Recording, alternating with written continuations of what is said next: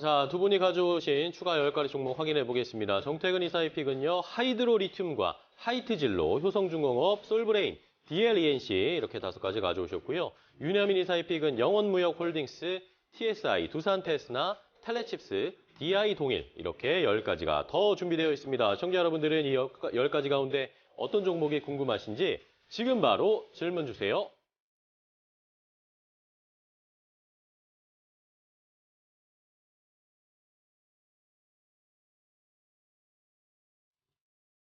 자, 두 분이 이렇게 좋은 종목 10가지를 더 가지고 오셨습니다. 보셨죠, 시청자분들? 이 종목, 이 리스트에 있는 종목 가운데 궁금한 점이 있으시다 하시는 분들은 유튜브 라이브 댓글창 샵 3772번 문자로 궁금한 점을 보내주시면 두 분이 친절하게 답을 해주실 겁니다. 자, 이러면서 장투미즈님이 정 이사님, 윤 이사님 원팀이라는 의미로 정 이사님이 반성을 하셔야 되니까 두 분이 템베거 종목 한 개씩 알려주세요. 바로 공개해 주세요라고 해주셨습니다. 자, 그런 종목들이 있을까요? 자, 그럼 바로 또 릴레이 이어가 보도록 하겠습니다. 정태근 이사님, 6번째 뭐죠? 네, 6번째 종목은 이제 후반전은 조금 이제 길게 볼 만한 종목들을 좀 준비를 했습니다. 예, 그래서 좋습니다. 첫 번째는 하이드로리튬. 하이드로리튬. 네, 준비 좀 했는데 저는 개인적으로 지금 시장이 좀 흔들리는 것들이 저는 그 반대 매매 영향이 좀 크다라고 좀 보고 있습니다. 저는 개인적으로 10월 19일 전후로 해서 이 국채금리 그러니까 통화정책의 불확실성 이런 부분들이 전반적으로 일단은 해소가 될 만한 이슈가 저는 나왔다고 보고 있거든요. 그런데 지금은 어찌 보면은 그런 이슈 이후에 수급적인 요인이 시장을 좀 이렇게 크게 흔들고 있다라고 보고 있습니다. 그렇기 때문에 거의 끝자락에 온 것이 아닌가 생각을 좀 하고 있거든요. 그러면 이제 시장이 어떤 기술적 반등에 대응을 좀 해야 되는데 그러면 낙폭과대 쪽이 가장 먼저 반등이 나올 수밖에 없습니다. 그러면 2차 전지가 시장 하락할 때 동반전처럼 하락을 했었거든요. 그렇죠. 그래서 그런 관점에서 보게 된다라면은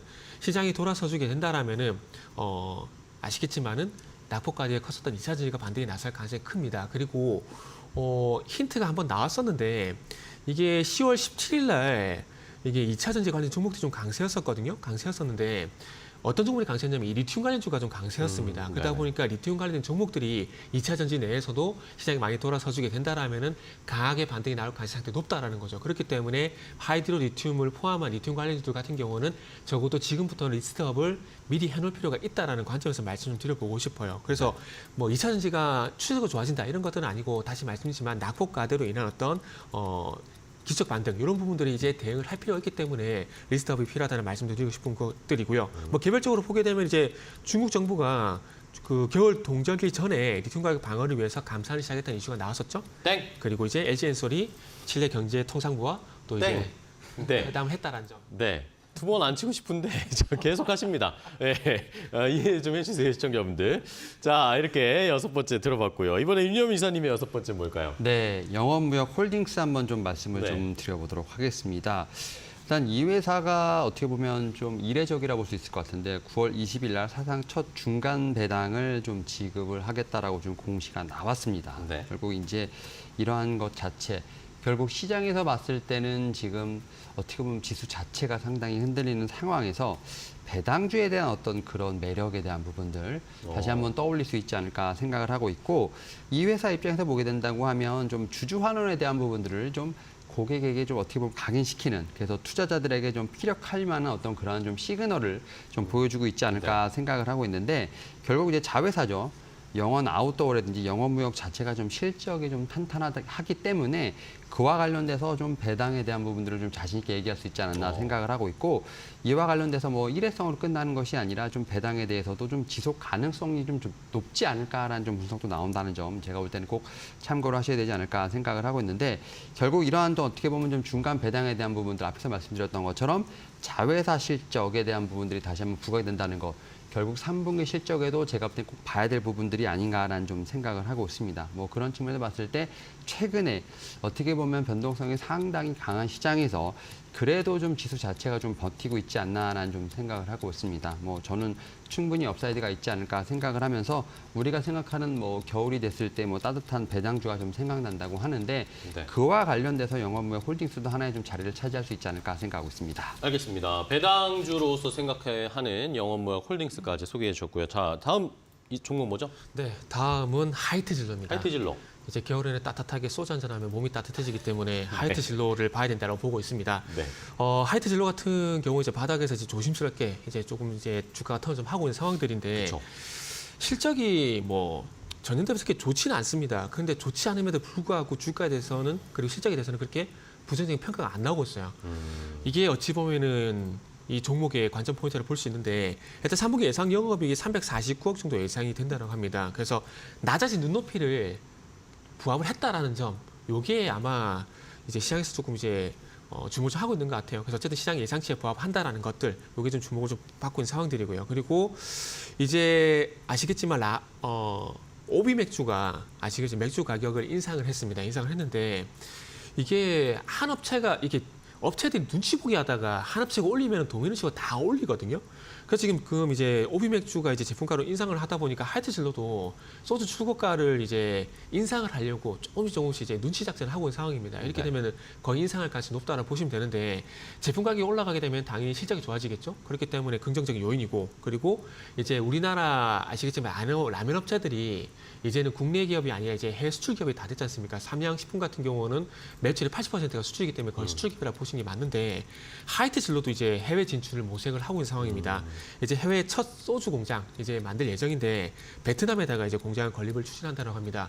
이게 한류 열풍이 불다 보니까 이제 아시겠지만 삼겹살과 소주 이게 거의 뭐 유튜브 보니까 되게 많이 나오더라고요. 그러다 보니까 이 소주에 대한 인기가 땡. 많이 올라오고 있다는 부분들을 반영하고 있습니다. 알겠습니다. 자, 하이트 진로까지 소개해 주셨고 이번에 윤여미 이사님 종목이요.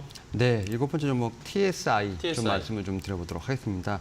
좀 이제 2000년 장비 쪽이라 볼 수 있을 것 같은데 일단 제가 볼 때는 좀 시장의 멀티플 좀 하락이 좀 많이 반영된 부분이 아닐까라는 좀 생각을 하고 있고 다만 뭐 수주 잔고에 대한 부분들이 좀 상당히 가시성이 좀 돋보이는 부분이 있기 때문에 오히려 제가 볼 때는 지금부터 좀 제가 볼 때 주목해봐야 할 종목이 아닐까라는 좀 생각을 하고 있습니다. 특히 올해 2023년 좀 전체를 봤을 때 신규 믹싱 시스템 수주에 관련된 부분들이 한 3,200억이 좀 넘어가는 좀 그런 부분이 있지 않을까라는 좀 생각을 하고 있고요. 네. 이런 부분들이 좀 매출로 좀 변환되는 내년에는 제가 볼 때 예상 매출이 한 3,200억 정도 거의 비슷하게 좀 찍히지 않을까라는 좀 생각은 하고 있습니다.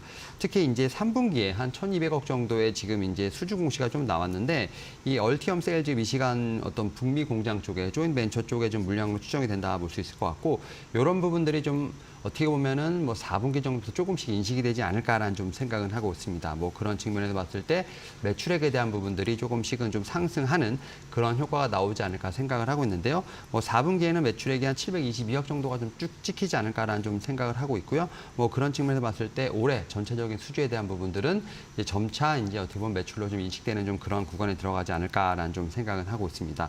뭐 그러한 측면에서 보게 된다고 하면 결국 이제 내년을 좀 보면서 모아갈 수 있는 그런 부분이 있지 않을까라는 좀 생각을 하고 있고 여기에 또 최근에 보게 되면 장기적으로 파트너십이 좀 어느 정도 구축되다 보니까 좀 수익성 개선도 분명히 같이 있지 않을까라는 좀 생각도 하고 있습니다. 뭐 그런 측면에서 봤을 때 좀 수주에 대한 가시성 충분히 좀 반등 모멘텀이 있지 않을까 생각합니다. 알겠습니다. TSI까지 봤고요. 다음 정태근 이사님의 종목 알려주세요. 네, 8번째 종목은 이제 효성중공업입니다. 효성중공업. 네, 저는 개인적으로 이제 시장이 이제 언젠가는 돌아설 거라 보고 있는데 시장이 돌아서게 된다라면은 뭐 주도 섹터 플러스 이제 좋게 보는 섹터가 이제 반도체 그리고 엔터 그리고 전력 설비 쪽을 좀 보고 있거든요. 실적이랑 공통점이 있다는 점 보시면 좋을 것 같습니다. 그래서 그 중에 이제 전력 설비 관련돼 가지고 효성중공업을 준비했는데 실적 뭐 여전히 좋습니다.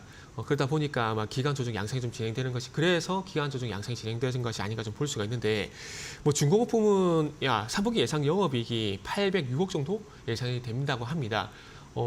요거는 가이던스 중에서 가장 높은 걸 일단은 말씀드린다고 보시면 되고요. 가장 최근에 나온 실적 예상치라고 보시면 될 것 같아요. 그래서 806억 정도가 되게 되면 전년 동기 대비해서 한 43% 정도 성장하는 걸 좀 보시면 되는데 아시겠지만은 뭐 전력 설비 같은 경우는 이제 미국적 전력 인프라 관련돼 가지고 계속해서 수주가 정말 빵빵한 상황입니다. 그렇기 때문에 미국 쪽만 하더라도 실적이 상당히 잘 나올 수밖에 없는 상황들이거든요. 그러다 보니까 현대일렉트릭, 효성중공업 좀 봐야 되는데 근데 현대일렉트릭이 아니고 왜 효성중공업이냐? 이제 미국에 제한되는 것이 아니라 이제 사우디 같은 경우도 이제 네오시티나 이런 것들 진행하게 되면 신재생 에너지 인프라를 구축할 수밖에 없거든요. 그렇게 되면은 그쪽과 관련돼 가지고 이제 매출이 발생되는 회사를 봐야 됩니다. 그리고 매출이 일정 부분 이제 전체 매출에서 중동 쪽에 매출이 발생되는 구조도 좀 봐야 되고요. 그렇게 본다면은 이 효성중공업 같은 경우는 전체 매출의 40%가 유럽이고 25%가 중동, 20%가 미국이거든요. 그러면 이제 우크라이나 같은 경우도 재건을 진행하게 되면 거기에 대한 어떤 변압기 수요 그리고 중동적 수요가 있을 수밖에 없습니다. 알겠습니다. 좋습니다. 효성중공업까지 소개받아봤고요. 이번에 윤여민 이사님의 종목 8번째 뭐죠? 네, 8번 종목 두산 테스나 한번 좀 두산 말씀을 테스나. 좀 드려보도록 하겠습니다. 최근에 좀 그래도 지수가 좀 견고하게 버티고 있는 종목 중에 하나가 아닐까 생각을 네. 하고 있는데요. 일단 3분기 같은 경우는 영업이익 132억 정도를 좀 기록할 것으로 보이면서 컨센서스는 좀 하회하지 않을까라는 좀 생각은 하고 있습니다. 아무래도 신제품에 대한 효과라든지 고객사 판매 전략에 대한 부분들은 좀 분명히 변화는 긍정적이라 볼 수 있을 것 같습니다만 여전히 좀 실적에 대한 부분들은 조금 컨센서스를 하회하지 않을까 생각을 하고 있고요. 결국 올해 좀 전체적으로 봤을 때 영업이익에 대한 부분들, 영업이익률 자체가 좀 하락하는 어떤 수익성의 부진은 좀 불가피하지 않을까라는 좀 생각을 하고 있습니다. 아무래도 수요에 대한 부분들이 당연히 지연된다라고 볼 수 있을 것 같고, 다만 이제 내년부터 그래도 조금 이제 AP 관련된 부분들이 좀 탑재가 좀 이루어지면서 좀 긍정적인 부분으로 좀 어느 부분 좀 변한 부분이 있지 않을까라는 생각도 하고 있고, 여기에 또 이제 신제품의 좀 믹스 개선이 이루어진다는 점, 특히 이제 CIS 쪽 관련돼서 좀 ASP가 좀 상승한 점이 좀 상당히 좀 고무적이지 않을까라는 생각은 하고 있습니다. 그런 측면에서 봤을 때 올해 수익성에 좀 악화된 부분들을 좀 내년에 어느 정도 좀 만회할 수 있지 않을까라는 좀 생각을 하고 있고요. 여기에 더해서 지금 이제 포트폴리오가 상당히 다각화되고 있다라 말씀드릴 수 있을 것 같습니다. 하이엔드라든지 차량용 제품이 좀 확대되고 있는 부분도 있고요. 여기에 또 이런 측면에서 봤을 때 고객사의 차량용 반도체의 어떤 제가 볼 때는 행보도 상당히 긍정적이지 않을까 생각합니다. 결국 동사에는 좀 낙수 효과가 좀 분명히 있지 않을까 좀 생각을 하면서 결국 이제 올해 좀 많이 상승했습니다만 올해보다 내년이 좀 더 좋지 않을까라는 좀 말씀을 좀 드려보도록 하겠습니다. 알겠습니다. 자, 다음 종목 바로 가겠습니다. 정태근 이사님. 네, 9번째 종목은 이제 솔브레인입니다. 솔브레인. 네. 그 HBM 관련돼 가지고 이제 앞으로 이제 새로운 수요들이 상당히 많이 나올 거예요. 지금까지는 한미반도체, 이오테크닉스 그리고 네. 이스페타신 종목이 상당히 많았었는데 항상 시장에서는 새로운 테마가 나오듯이 HBM을 보게 되면 또 HBM 관련된 새로운 수요가 나올 가능성이 높거든요. 그래서 솔브레인이 거기에 대한 어떤 샘플이라서 보시면 좋을 것 같습니다. 일단 TSMC가 2024년 그러니까 내년까지 고급 패키징 생산 능력을 코워스라 보시면 될 것 같은데 생산 능력을 2배 이상 확대를 한다고 합니다. 이거는 AI 반도체에 대한 수요, 그러니까 엔비디아 향 어떤 GPU 수요 이런 것들이 상당히 많이 늘어나다 보니까 이 패키징에 대한 어떤 생산 능력을 확대를 할 수밖에 없는 상황들입니다. 그러면은 최근에 이제 AI 반도체 관련되고 계속 이슈가 되고 있다는 점을 감안해 보게 된다라면은 당연히 AI 반도체 수요가 증가하게 되면은 거기에 들어가는 HBM 같은 경우도 당연히 수요가 동반해서 증가할 수밖에 없는 상황들입니다. 네. 지금 HBM 같은 경우는 아시겠지만은 이 GPU 하나에 HBM이 6개가 들어가거든요. 그러면 단순 계산으로 하나에서 2개가 늘어나게 되면은 HBM이 12개가 들어가게 된다는 거죠. 그러면은 상당히 어떤 양적 성장이 이룰 수밖에 없는 상황들입니다. 그렇게 본다라면은 하이닉스 같은 경우는 내년에 이 HBM 관련돼 가지고 매출이 상당폭 이 전체 매출에 영향을 끼치는 퍼센테이지가 더 늘어날 가능성이 높다라는 거죠. 그리고 아시겠지만은 내년 상반기부터 엔비디아가 만들고 있는 GH200이란지 그리고 새로운 GPU인 D100이란지 이쪽으로 HBM3가 들어갈다고 이미 예정이 되는 상황들이고요. 땡! 좋습니다. 자, 시간 딱 맞추셔서 알려주셨어요. 네, 당황했네요. 땡을 안 쳐도 됐는데. 자, 솔브레인까지 자세하게 설명해 주셨고. 자, 이번에는 윤여민 이사님의 9번째요. 네, 9번째 종목 텔레칩스 한번 좀 말씀을 텔레칩스. 좀 드려보도록 하겠습니다. 아무래도 이제 차량 인포테인먼트 AP를 좀 주력으로 하는 이제 팹리스 반도체 설계 업체라 말씀드릴 수 있을 네. 것 같고, 최근에 좀 이제 어떻게 보면 상승세가 좀 가파랐다라고 볼 수 있을 것 같은데, 그런 상승분을 지금 거의 다 반납했다 볼 수 있을 것 같고요. 특히 이제 차량 아키텍처의 어떤 통합 트렌드로 인해서 제가 볼 때 AP의 수요가 좀 증가하는 부분들, 성능이 고도화되면서 당연히 ASP라고 하는 좀 가격 자체가 좀 올라가는 좀 그러한 좀 트렌드라 볼 수 있을 것 같습니다. 특히 차량용 반도체가 한때는 좀 솔티지로서 상당히 좀 힘들었던 부분이 있죠. 이와 관련해서 MCU의 좀 국산화 정책이 좀 같이 하면 좀 빛을 발하면서 제가 볼 때는 내년부터 MCU 관련돼서 좀 향산이 좀 이루어지지 않을까라는 생각을 하고 있고요. 뭐 그런 측면에서 봤을 때 이 회사는 분명히 좀 실적적인 측면에서도 내년을 좀 기대해 볼 수 있지 않을까 생각합니다. 여기에 더해서 지금 이제 이 회사 같은 경우 ADAS라는 좀 자율주행까지도 지금 영역이 좀 진출되는 부분이 있기 때문에 결국 뭐 포트폴리오 자체도 좀 제가 볼 때는 좀 다변화되는 부분이 있지 않을까라는 좀 말씀을 드려볼 수 있을 것 같습니다. 여기에 대해서 최근에 뭐 현대차 그룹의 어떤 레퍼런스를 좀 기반으로 해서 해외 고객사를 좀 찾는 어떤 그러한 좀 이 부분이 좀 제가 볼 때는 보이고 있다라 볼 수 있을 것 같은데 해외 고객사가 좀 확보가 된다고 하면 당연히 좀 매출에 대한 부분이 다시 증가할 수 있겠죠. 뭐 그런 측면에서 봤을 때 저는 뭐 내년 내후년을 좀 보면서 매출에 대한 부분들 여기에 더해서 지금 이제 ASP가 올라가다 보니까 수익성의 확보까지도 제가 볼 때는 향상될 수 있는 가능성이 있지 않을까 말씀드려보도록 하겠습니다. 알겠습니다. 텔레칩스까지 소개받아봤고 이제 두 분이 마지막 종목 하나씩 남겨두고 계시죠? 정태근 이사님. 네, 오늘 마지막 종목은 DLENC입니다. DLENC. 일단은 건설주 모멘텀보다는 이제 SMR 관련된 모멘텀으로 좀 준비를 했습니다. 최근에 현대건설도 그렇고 SMR 시공 관련돼 가지고 상당히 좀 이슈가 되고 있는 상황들인데 앞으로는 이제 우리가 알고 있는 그 경술 원전 쪽보다는 SMR 쪽이 상당히 시장이 좀 커질 것 같아요. 그래서 우리나라 같은 경우는 어찌 보면은 이제 터키라든지 폴란드라든지 이쪽이 체코라든지 이쪽이 마지막이 될 가능성이 높을 것 같아요. 일단 DLENC 먼저 이슈 말씀드리고 싶은 부분은 그 주식 교환 통해 가지고 DL건설을 완전 자회사로 편입을 했습니다. 이제 편입을 하게 되면 100% 순이익이 올라오기 때문에 실적에도 그리고 재무제표에도 긍정적인 영향을 줄 수가 있는 부분들이 있습니다. 그리고 보통 이제 M&A 진행하게 되면 피인수회사가 호재가 되는 경우가 많은데 이건 어떤 시너지 효과 측면에서 보게 된다라면은 피인수되는 회사보다는 인수되는 회사가 좀 더 시너지 효과가 크다고 좀 보시면 될 것 같습니다. 그러다 보니까 DL건설보다는 DLENC의 주가 반응이 좀 더 강하게 최근에 나왔다고 보시면 좋을 것 같고요. 그리고 조금 전에 말씀드린 이제 SMR 관련돼 가지고 미국 엑스에너지가 이제 영국에다가 SMR 40기 건설을 추진을 한다라고 합니다. 한 기당 한 3조 정도가 되기 때문에 40기만 120조 정도거든요. 상당히 큰 규모입니다. 그래서 여기에 지금 두산 에너빌리티와 그리고 DLENC가 이제 그 합작을 해가지고 이제 건설을 할 예정인데 이 두산 에너빌리티도 그렇고 두산 에너빌리티도 그렇고요. 그리고 DLENC도 그렇고 이 엑스에너지의 CB에 각각 투자를 했습니다. 그리고 DLENC 같은 경우는 이 엑스에너지 CB에 2천만 달러 정도 투자를 했고 엑스에너지가 지금 상장 얘기가 나온 상황들이거든요. 그래서 상장하고 난 다음에도 땡. 시간이 다 됐네요. 그렇습니다. 자, DLENC까지 10가지 종목 소개해 주셨고요. 자, 이번에는 윤여민 이사의 마지막 종목은요. 네, DI 동일 한번 좀 말씀을 DI 좀 동일. 들어보도록 하겠습니다. DI 동일 같은 경우 좀 상당히 좀 오랜 업력을 좀 가지고 있죠. 특히 이제 섬유 제품 제조업을 좀 시작을 하면서 상당히 많은 자회사 그리고 뭐 자산 가치를 좀 보유하고 있다 볼 수 있을 것 같은데요. 특히 이제 동일 알미늄 같은 경우가 이제 우리가 흔히 말하는 그 양극박 좀 소재를 좀 공급을 하고 있는 상황이라 볼 수 있을 것 같은데 뭐 동사를 포함해서 뭐 사마알미늄, 뭐 롯데알미늄, 뭐 동원시스템즈 같은 거의 4개 업체가 거의 과점을 하고 있다 볼 수 있을 것 같고 동사 같은 경우는 뭐 거의 뭐 시장의 선두주자라 볼 수 있지 않을까라는 좀 생각을 하고 있습니다. 근데 어떻게 보면은 지금 경쟁사라 볼 수 있는 사마알미늄 대비해서 지금 영업이익률 자체가 좀 높기 때문에 오히려 제가 볼 때는 좀 가치 평가에서 좀 더 앞서지 않나라는 좀 말씀을 드려볼 수 있을 것 같고 여기에 더해서 지금 어떻게 보면 부동산, 특히 이제 좀 어떻게 보면 보유하고 있는 자산의 가치가 좀 상당히 부각되고 있는 시점에 좀 오지 않았나 좀 생각을 하고 있습니다. 특히 이제 부동산 가치까지 했을 때 뭐 자산 가치가 1조 원이 넘는다라는 좀 얘기가 좀 나오고 있습니다. 뭐 그런 측면에서 보게 된다고 하면 특히 일단은 뭐 재무제표의 개선에 대한 부분들도 있겠습니다만 현금의 활용 능력도 상당히 기대가 되지 않을까라는 좀 예상을 하고 있습니다. 결국 이제 뭐 자산가치주의 평가를 좀 받고 있는 어떤 그런 상황